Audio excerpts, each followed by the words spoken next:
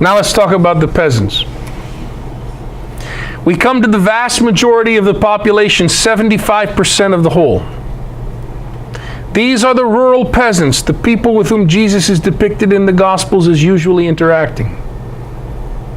We can subdivide these rural peasants into a number of groups. There are peasant freeholders, people who own a plot of land which is debt-free. We can make some reasonable guesses how large the average family plot of land was. Only very, very few freeholders would have 16 to 20 acres. Some would have close to 15 acres. There in a hamlet like Nazareth, somebody would have maybe roughly 1 to 6 acres. Yeah, Begonia. Would these be the people that hadn't lost their ancestral lands yet? That's right.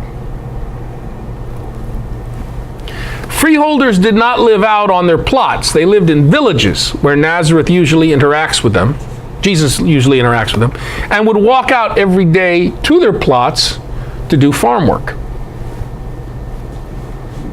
For the overwhelming majority of these farmers, the crops would have been grains, barley and wheat mostly, but some varieties of legumes as well.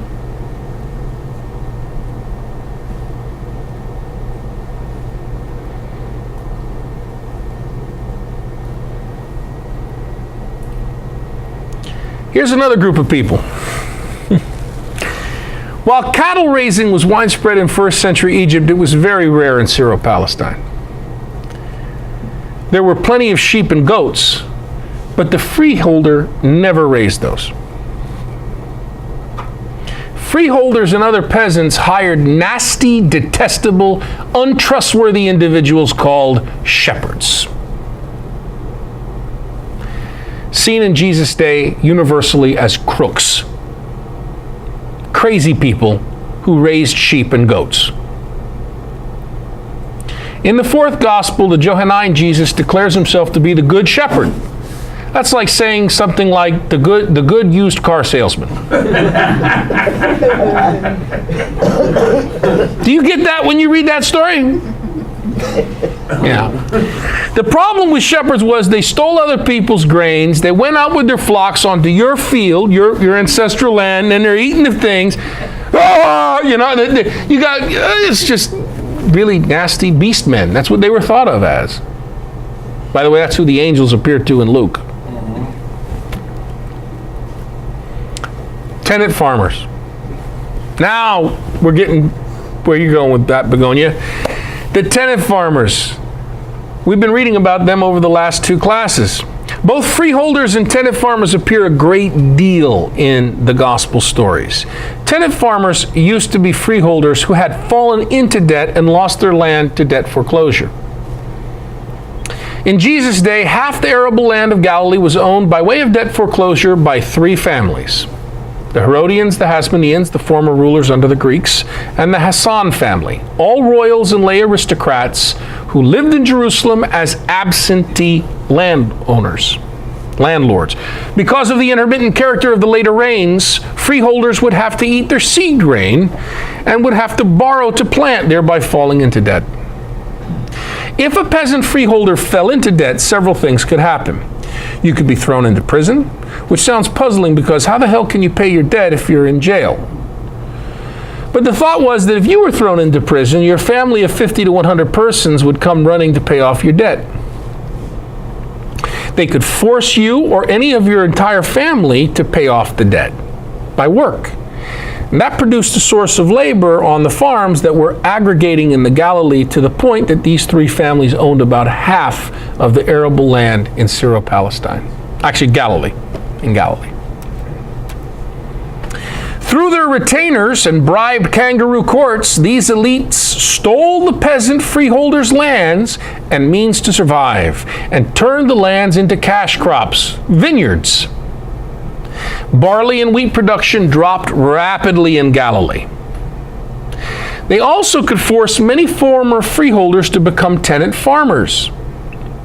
In the peasant agriculture of the Galilee, the margin of profit was 5 to 10%, meaning if the early and late grains did come and everything went well, the peasant farmer has only a 5 to 10% profit. But as we've said, drought is common. And often the later rains frequently don't fall. So the freeholder and then falls below the margin of profitability and has to eat his seed grain and will fall into debt borrowing money for next year's seed grain. This is who Jesus is speaking to, folks. Rural day laborers. When a freeholder becomes a tenant farmer, the rent for his tenancy varied from 30 to 35% of his produce. Understand what must happen now? The tenant farmer will fall further and further into debt, folks. At some point, the land will be foreclosed. He and his family get driven off the land because he's not providing the landowner with the requisite return, and this means he must resort to day labor. Last class or presentation, we talked extensively about day laborers. Because they worked for a denarius a day, but never worked for the same landowner 2 days in a row, and only worked sporadically at the very best at seed time and harvest, the position of day laborer was merely an interim step between tenant and beggar.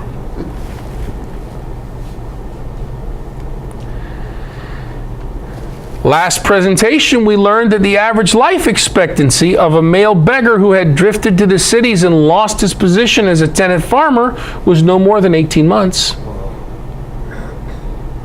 Malnutrition, parasites, lice, infectious disease, the #1 killer of people in antiquity, all of these factors make a downward spiral which eventually leads someone to the bottom of this chart.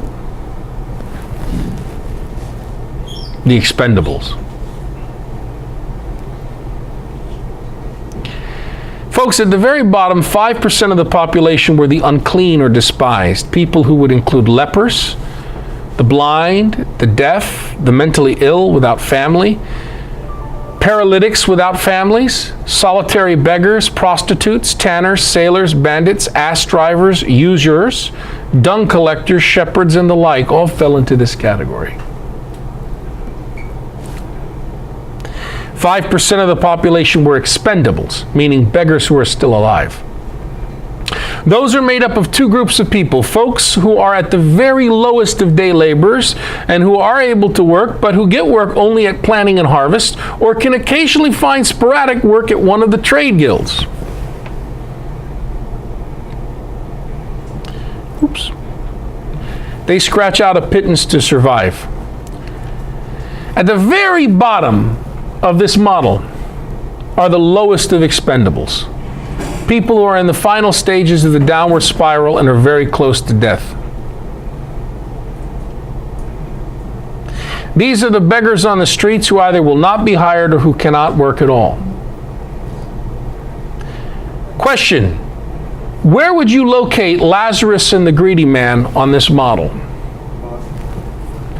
Who would be put on the bottom?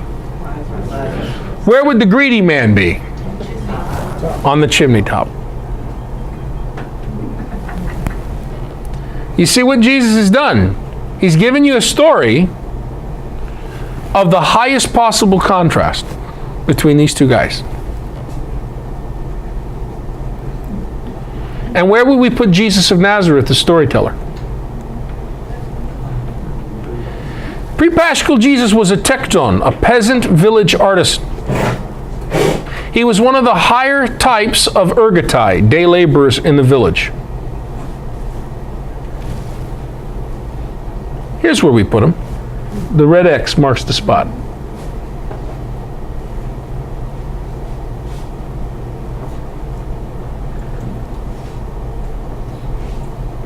Often a tekton like Jesus would be found among the day laborers. Give us tomorrow's bread today is the prayer of a peasant who needs to eat. The prayer for daily bread is a prayer for employment. It means when we go to the village square today, oh God, please have someone hire us.